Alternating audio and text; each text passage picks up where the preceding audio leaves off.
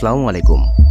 ঘুরে ঘুরে ঘোরাঘুরি করতে করতে যদি চলে যেতে চান বিশ্বের সবথেকে বড় ম্যানগ্রোভ বন সুন্দরবনের কোল ঘেঁষে একদম প্রকৃতির মাঝে থাকতে, তবে আপনার জন্যই আমাদের আজকের এই ব্লগটি।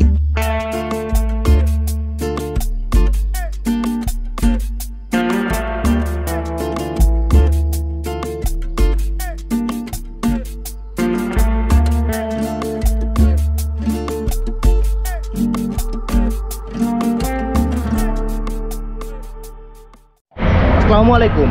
যথারীতি ঘুরে ঘুরে ঘোরাঘুরি করতে করতে আবারও বেরিয়ে পড়েছি এই বাংলার রূপ গিলতে, আর এই যাত্রায় মূলত যাচ্ছি দক্ষিণে। তবে চলুন যাওয়া যাক একই সাথে। যথারীতি আমরা আবারও বেরিয়ে পড়লাম এই বাংলার রূপ গিলতে, আর এই যাত্রায় ধরলাম মংলার পথ। ঢাকা হতে মংলা খুব একটা ভালো বাস সার্ভিস নেই। যদি চান ভালো এসি ও নন এসি বাসে যেতে, সেক্ষেত্রে আপনাকে যেতে হবে ঢাকা হতে খুলনাগামী বাসে।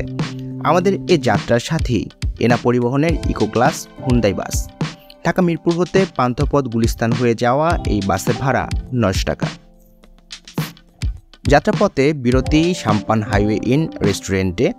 ঢাকা হতে খুলনা বেনাপোলের এই পথে বেশ মানসম্পন্ন হোটেল এই সাম্পান।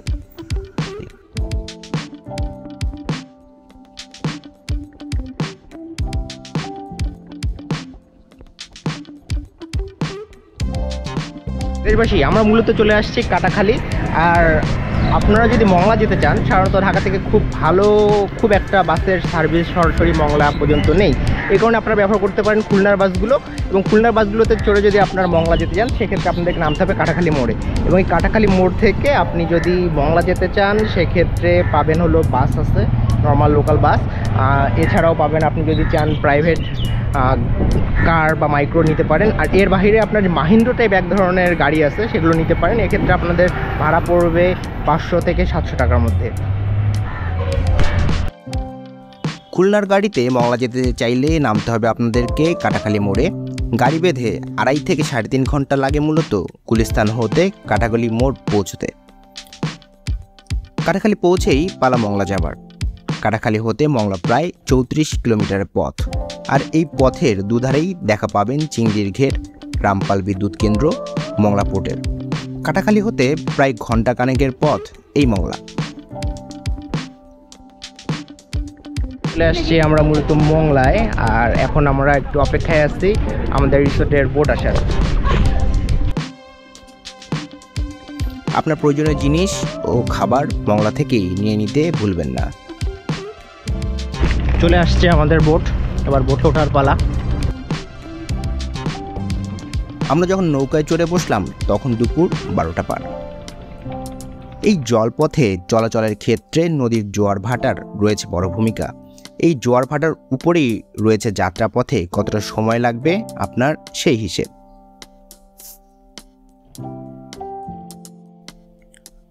মংলা পোর্টের সাইড ঘেঁষে পশুর নদী পেরিয়ে আমরা ঢুকে পড়লাম খাড়িতে। এক পাশে সুন্দরবন আর অন্য পাশে গ্রামীণ প্রকৃতি। যাত্রাপথে পুরো সময়টিকেও আপনার জন্য করে তুলবে উপভোগ্য। সাপের মতন এঁকে বেঁকে চলা খাড়ির খাল পেরিয়েই আমাদের ছুটে চলা।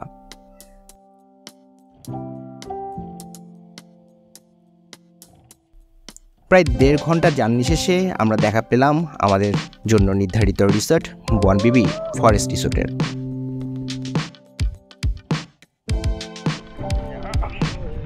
ওয়ালাইকুম আসসালাম ভাইয়া, ভালো আছেন? চলে আসছি আমরা অবশেষে বনবিবিতে। Welcome to Bonbibi.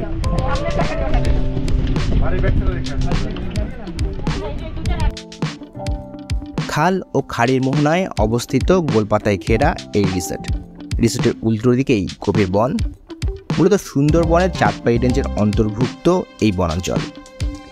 ঘাগড়ামারি বনবিট অফিসের পাশেই অবস্থিত এই রিসোর্টটি।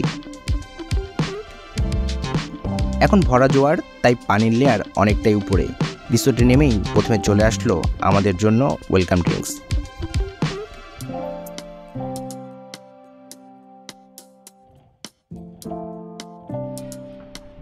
এই যে প্লপেন গ্লাসিয়ে খেলা শুরু করছে। খেলতে পারেন ভাই?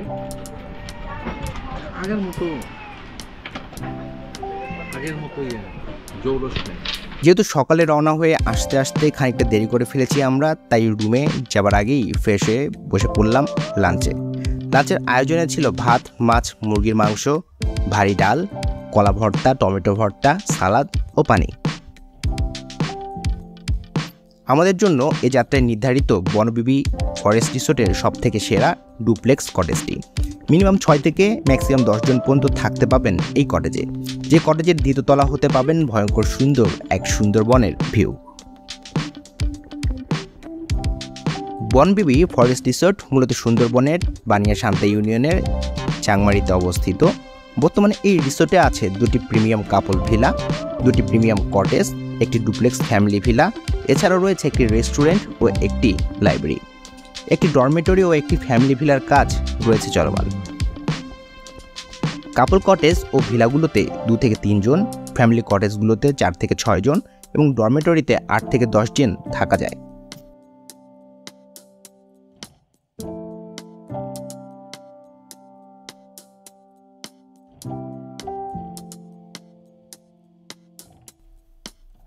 ম্যানগ্রোভ বনের কোল ঘেঁষেই এই রিসোর্ট, তাই চারপাশে লবণাক্ত পানির জলার বন। এই অঞ্চলে মিঠা পানি ব্যবহারে তাই থাকা উচিত কিছুটা সচেতন। প্রতিটা ট্রিপে মূলত আমরা যে কাজটা করি সেটা হলো যে খাবার দাবার নিয়ে একটা রিভিউ করি। তা আজকে আমাদের দুপুরে লাঞ্চ আইটেম কি কি ছিল বলেন তো? লাঞ্চে ভাত ছিল, 2 পদের ভর্তা ছিল, টমেটো আর সাথে চিকেন ছিল। আচ্ছা, দেশি চিকেন ছিল, দেশি চিকেন, তার সাথে ছিল লাউ। তো পাহাড়ি ব্যাম্বু চিকেন তো এখানে কই পাস?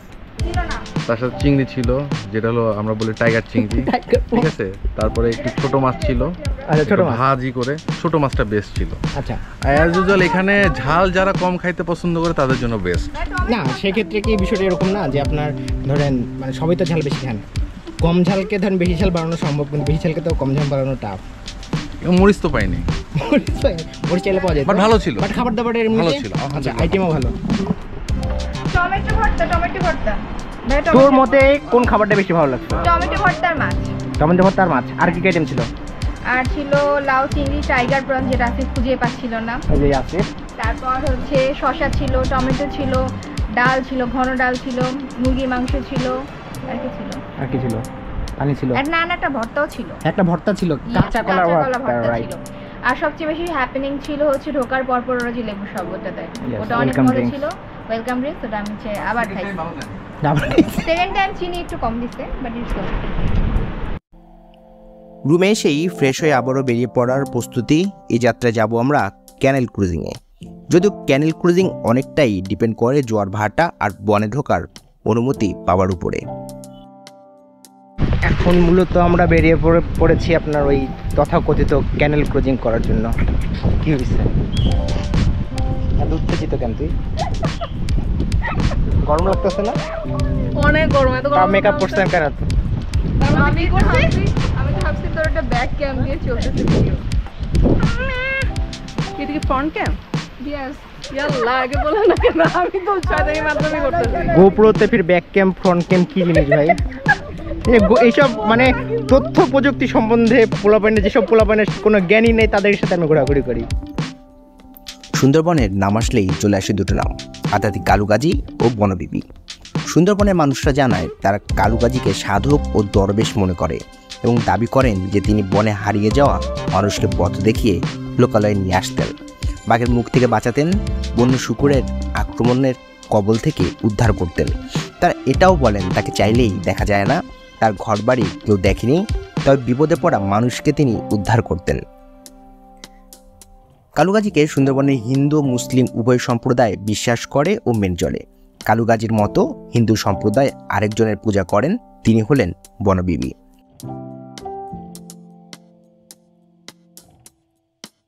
এইখানে মূলত আমাদের এই ডুপ্লেক্স রিসোর্টটা, এটা ঠিক সামনের যেই জায়গাটা সেখান দিয়ে আমরা শুরু করলাম, রিসোর্টের সামনে দিয়ে আমরা শুরু করলাম আমরা ক্যানেল ক্রুজিং। আমাদের সাথে আছে ভাইয়া। ভাইয়ার নামটা কি ভাইয়া? হচ্ছে মোহাম্মদ রাব্বি ভাই। রাব্বি ভাই মূলত আছেন আমাদের সাথে এবং রাব্বি ভাই আমাদেরকে নিয়ে যাচ্ছেন ক্যানেল ক্রুজিংয়ে। সাধারণত আমাদের এই পর্যন্ত আচ্ছা আচ্ছা আচ্ছা। এখানে নতুন আরো 2টা কাজ শুরু। আচ্ছা, রাবিয়া বলতেছিল যে মানে বনবিবি রিসোর্টের কিন্তু এরিয়া কিন্তু এতদূর পর্যন্ত, এবং এখানে আরও 2টা মানে রুমের নতুন করা হচ্ছে আর কি। বনবিবি হলো বাংলাদেশ ও ভারতের পশ্চিমবঙ্গের অন্তর্গত সুন্দরবন অঞ্চলের মৎস্যজীবী, মধু সংগ্রহকারী ও কাঠুরিয়া জনগোষ্ঠীর দ্বারা পূজিত এক লৌকিক দেবী তথা প্রাণী। ইতিহাস গ্রন্থের তথ্য অনুযায়ী বনবিবি ছিলেন ইব্রাহিম নামে এক আরবের কন্যা। সুন্দরবনের এই অঞ্চলে বনবিবিকে নিয়ে একটি কিংবদন্তি প্রচলিত আছে। এক সওদাগর 2 সুন্দরী স্ত্রী ছিলেন। ছোট বউয়ের চক্রান্তে সন্তান সম্ভবা বড় বউ কুলান বিবি সুন্দরবনে নির্বাসিত হন। কয়েকদিন পর সেখানে যমজ পুত্র ও কন্যা সন্তানের জন্ম দিয়েই তার মৃত্যু হয়। সদ্যজাত শিশু দুটির কান্না শুনে বনের বাঘ, কুমির, হরিণ, অজগর ও বানর সবাই ছুটে আসে। তারাই 2 ভাই বোনকে লালন পালন করে বড় করে তোলে। ছেলেটি বড় হয়ে হয় বাঘের রাজা, আর মেয়েটি বনবিবি নামে পরিচিতি লাভ করে। আমাদের বিপু ভাই বলতেছিল যে তাকে মানে বনের থেকে বেশি তাকে আর কি টানে মূলত পাহাড়। এর পিছনে রিজন আছে, সেটা হলো যে পাহাড়ি মুরগি হয় কিন্তু বনে কোনো মুরগি হয় না। ভাই বন মোরগও কিন্তু ভালো পাহাড়ি মুরগির তুলনায়। না ভাই আসলে মুরগি চোরা তো, মুরগি চোরতে এক্সপার্ট, পরে ধরা একটু টাফ। সুন্দরবন নিয়ে একটা কথা বলি, সেটা হলো যে সুন্দরবনে আপনারা যদি শীতকালের দিকে আসেন, মূলত মানে যদি আপনাদের ইচ্ছা থাকে আলটিমেটলি কুমির দেখার, দেন সেক্ষেত্রে শীতকালে একটু আসবেন। কারণ শীতকালে এই পাড়গুলো জেগে থাকে, এই পাড়গুলোতে মূলত আপনার কুমিররা আসে। তারা মূলত আসে হলো আপনার রোদ তাপাতে। এই সুন্দরবন নিয়ে আমার আরও বেশ কিছু ব্লগ আছে, সেগুলো আপনারা দেখতেই পারেন। তার মধ্যে স্পেশালি আপনার বান্দরবান ইকো রিসোর্ট নিয়েও একটা ব্লগ আছে, সেটাও দেখতে পারেন। আর অপারেশন সুন্দরবন নামে আমার একটা ব্লগ আছে, সেটাতে আরও একটু সুন্দরবনের ভিতরের ব্যাপার স্যাপার দেখানো আছে সেখানে। আর আপনারা দক্ষিণ চিলা একটা গ্রাম আছে এই চাঁদপাই রেঞ্জে, এটাও চাঁদপাই রেঞ্জের অন্তর্গত, আর দক্ষিণ চিলাও চাঁদপাই রেঞ্জের অন্তর্গত। তা দক্ষিণ চিলার ওই জায়গাতে বাঘের আনাগোনাটা অনেক বেশি। ইভেন আমরা যখন লাস্ট গিয়েছিলাম তখনও আমরা মানে ওয়ান কাইন্ড অফ লাইভ বাঘ মানে বাঘের পায়ের ছাপ মানে দেখার সৌভাগ্য আমাদের হয়েছিল। সো কাইন্ডলি অবশ্যই সেই ব্লগটা দেখবেন, লিঙ্ক ডেসক্রিপশন বক্সে দেওয়া থাকবে। অদ্যাবধি স্থানীয় মানুষ বনে কাজে যাওয়ার আগে তাই বনবিবির পূজা করে। প্রতি বছর মাঘ ও ফাগুন মাস নাগাদ বনবিবির বাৎসরিক পূজা হয়। এই পূজায় ব্রাহ্মণেরা পৌরোহিত্য করেন না, করেন নিম্নবর্গীয় হিন্দুরা। বনবিবির পূজায় নিরামিষ নৈবেদ্য নিবেদনের রীতি আছে, বলি হয় না। কখনো কখনো তার নামে জীবন্ত মুরগি ছেড়ে দেওয়া হয়। দেবীর পূজায় মূলত তন্ত্রমন্ত্রের কোনো বিধি নেই, নামাজ কালাম পড়ে ভক্তদের জন্য দোয়া দরিদ মাঙ্গা হয়। হিন্দু ও মুসলমান উভয় সম্প্রদায়ের মানুষই এখানে পূজা হাজত দেন এবং দোয়া দরিদ প্রার্থনা করে। দুটো ভিন্ন ধর্ম যেন মিলেমিশে একাকার হয়ে গেছে সুন্দরবনে এসে এই বনবিবি ও কালুগাছির মাঝেই।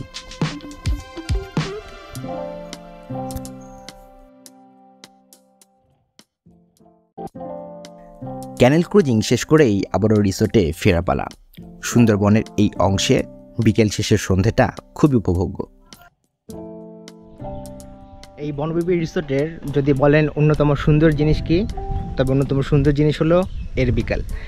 এখন মোটামুটি বিকেল শেষ, সন্ধ্যা হওয়া একটা ভাব, আর যথারীতি পশ্চিম আকাশে সূর্য হেলে পড়ছে, আর অসাধারণ সুন্দর মানে ঠান্ডা একটা বাতাস। এই গরমের দিনেও একটা ঠান্ডা একটা বাতাস, খুবই সুন্দর একটা বিকেল, এত সুন্দর একটা জায়গা, সেই সাথে সুন্দর একটা বিকেল যদি আপনি কাটাতে চান তবে আপনাকে আসতে হবে এই বনবিবি রিসোর্টে।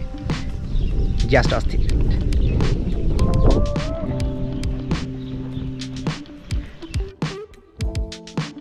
এই বনবিবি ফরেস্ট রিসোর্টের অ্যাকোমোডেশন অনুযায়ী পার ডে প্যাকেজ ৩৬০০ টাকা থেকে শুরু করে ৬০০০ টাকা পর্যন্ত।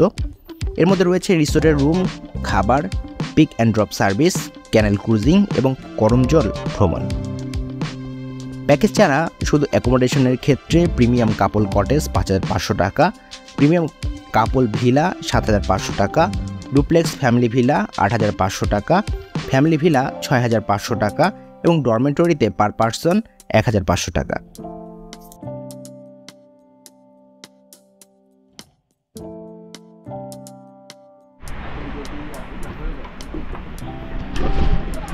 এটা হলো মূলত রাতের বনবিবি আর কি।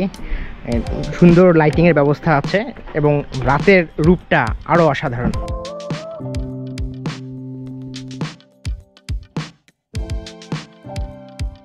সন্ধ্যায় আয়োজনে নিয়েছিলাম আমরা ফল হিসেবে তরমুজ, সাথে ফ্রেঞ্চ ফ্রাই আর চা।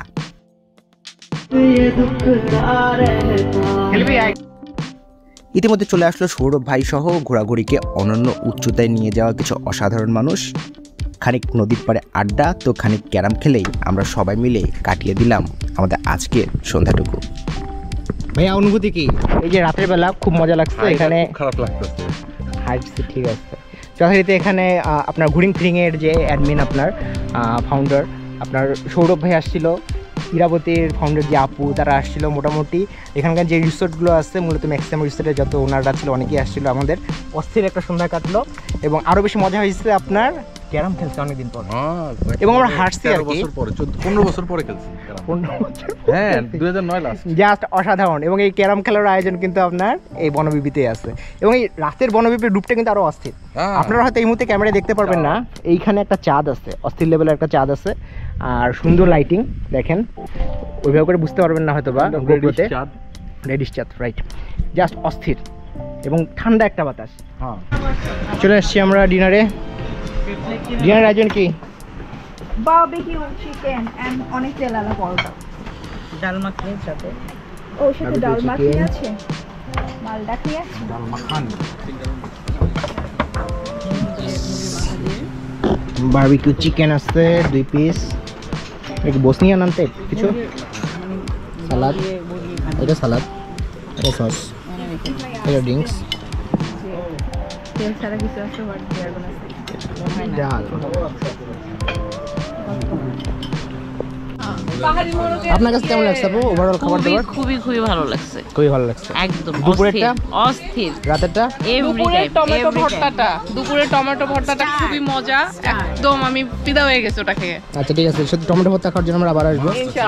মাছটা ভালো ছিল, মাছটা সবথেকে মজা ছিল। না টমেটো ভর্তাও খুব মজা ছিল, তুমি তো খাও না এইসব বলতে পারবে না। আমি টমেটো ভর্তা খেয়েছি। খাই ফেলছি তো বুঝিনি।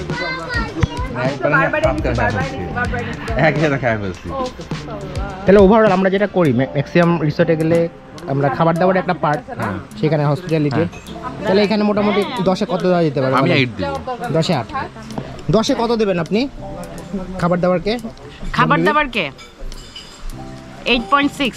8.6। বাকিটা প্রেজেন্টেশন এন্ড ওদের কিছু ইয়ে আছে যে গ্লাসগুলো ফাটা, তারপর হচ্ছে একটু পরিষ্কার, ওটা ঠিক হইলেই হয়ে যাবে। 8.6। আপনি কত দেবেন 10-এর মধ্যে? 8 ফ্রেঞ্চ ফ্রাই কথা, ফ্রেঞ্চ ফ্রাই জন্য জন্য 2 মার্ক। তুই কত দিবি? 7.5। এখন এটাই বলতে মাইনাস কই যাবে? মাইনাস সবার আগে পুরো মাইনাসের মধ্যে 2ই যাবে হচ্ছে ফ্রেঞ্চ ফ্রাই, আর বাকি হাফ হচ্ছে ওভারঅল সবকিছু মিলাই আর কি।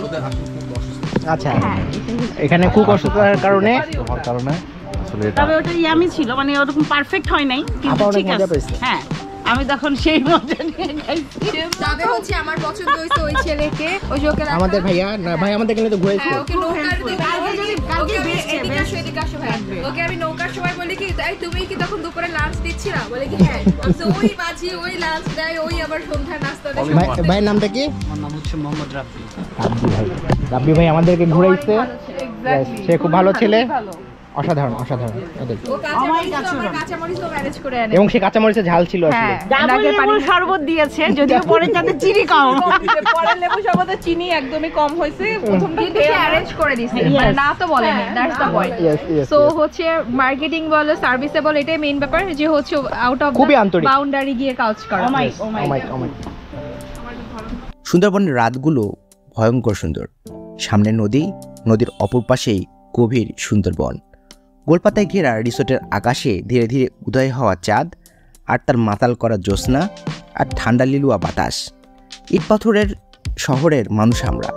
এই প্রকৃতিই আমাদেরকে জানান দেয় জীবন আসলেই সুন্দর, শুধু তাকে একটু খুঁজে ফিরতে হয় আর কি। যাই হোক, এবার পালা সকাল হওয়ার। বনের পাখির কিচিরমিচির শব্দেই উঠে পড়লাম আমরা। নদীতে তখন ভাটা চলে, তাই পানির স্তর নেমে গেছে অনেক নিচে। আসসালামু আলাইকুম দেশবাসী, very good morning from Bonbibi, মানে বনবিবি ফরেস্ট রিসোর্ট। মূলত আজকে আমাদের দ্বিতীয় দিন, আর দ্বিতীয় দিনের শুরু যথারীতি সুন্দর একটা সকালে নদীর পানি আমাদের এখানেই সামনেই পুরো তো আর কি খাড়ি আর কি নদী, আপনার পশুর নদীর একটা খাড়ি এখানে এসে ঢুকছে এবং সেটারই একটি খাল মূলত আপনার ক্যানেল চলে গেছে হলো আপনার সুন্দরবনের ভিতরে। এবং এখন যদি দেখেন মূলত ভাটা চলতেছে, পানি অনেক নিচে নেমে গেছে। এই যে অন্য স্বাভাবিক সময় একদম গাছগুলোর সাথে লাগা মূলত মাটি পানি থাকে, আর এখন পানি নামতে নামতে কত নিচে নেমে গেছে। ভালো করে খেয়াল করলেই এক আধটা হরিণ বা বানরকেও ভেতরের খাল পার হতে দেখতে পাবেন। আর যাই হোক, বনবিবি ফরেস্ট রিসোর্টে আসলে বড়োয়াটা মিস করবেন না প্লিজ।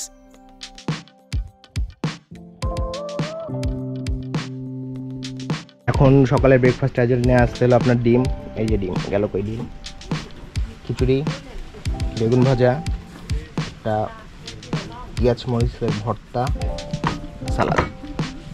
হাত কেমন ছিল সেটা বলেন। হাত মজা ছিল, মরিচ ভর্তা অসাধারণ, আর খিচুড়িটা একটু নরম নরম ছিল, খেতে মজা আবার হয়েছিল। ঝোলের সাথে তো হ্যাঁ। আলুর দম টাইপের ঝোল। এই জিনিসটাকে ধরেন আমাদের রংপুরিয়া ভাষা বলা হলো ডিম আলুর আলুর ডাল দিয়া ডিম। ডিম আলুর ডাল। ইয়েস, রংপুরের এটা স্পেশালি হলো বগুড়া, না এটা আমাদের দুনিয়ার সব আলু রংপুরেই হয়, সব আর রংপুরে। মানিকগঞ্জ কিন্তু বগুড়ায় এসব বুঝে গেল। আপনি কয় টাকা খাইছেন বগুড়ার কাছ থেকে? বগুড়ার একটাই লাল আলু, আর যত ডিফারেন্ট আলু সব রংপুরে। ঝাউ আলু, শিলবিলাতি আলু, ইন্দুরের কান আলু, ইন্দুর শ্যাল, ওদের ইন্দুরের কান বলে না? ইন্দুর শ্যাল আলু আচ্ছা, অনেক রকম। হল্যান্ডার আলু। আপনারা তো হল্যান্ডার খেয়ে বড় হয়েছেন, আর বাকি সব আলু খাইতে গেলে রংপুর যেতে হবে। কি আলু খায়? উদা আলু। খুদা আলু খায় উনি। সিন্ধা আলু নামে একটা আলু আছে, মাছ আলু আছে, গাছ আলু আছে। হ্যাঁ, মাছ আলু আছে, গাছ আলু আছে। আলু খাইতে চাইলে আপনাদেরকে যাইতে হবে রংপুরে, রংপুরে। সুন্দরবনে না। অতঃপর আমরা বেরিয়ে পড়লাম আর কি।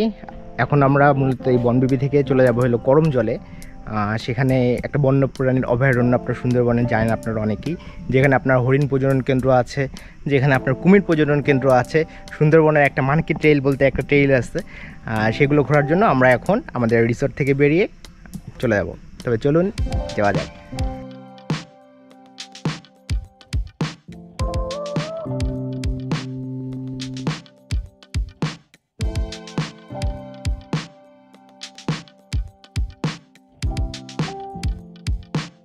এবার নাস্তা করেই মূলত ব্যাগ বস্তা গুছিয়ে নেবার পালা, কারণ জোয়ার আসা শুরু করলেই আমরা বেরিয়ে পড়ব করমজলের পথে।